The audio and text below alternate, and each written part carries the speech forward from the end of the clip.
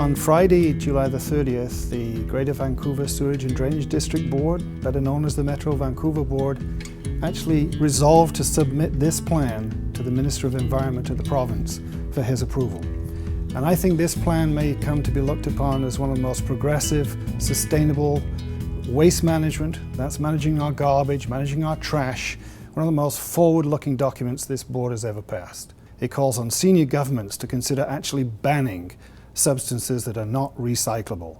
It calls upon the province to expand the responsibilities of manufacturers, to take the full responsibility for the materials they produce and use and distribute. And it calls upon people to increase their recycling to the point we've got a 70% target for diversion from landfills and waste energy plants by 2015 and an 80% target by 2020.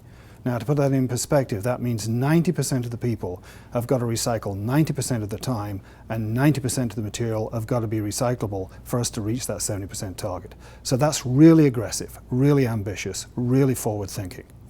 Now, at the end of the day, this plan also has to be realistic. We will still have over 1 million tons of that garbage to dispose of. So what to do with that? And the board rapidly decided that we didn't want to keep on just putting it in a hole in the ground. We want to extract as much value as we can from that remaining garbage, that remaining trash. So that means waste energy. Waste energy does include incineration as one of the options. It also involves some other techniques which are called conversion techniques, which don't involve incineration, and it involves anaerobic digestion. We're going to look at all of those options. We're going to be going out for a competitive process, inviting people's best ideas and best proposals for all the different technologies in order to deal with that 1 million tons or more waste that we'll have left over. And we'll be moving forward with that over the next year or two.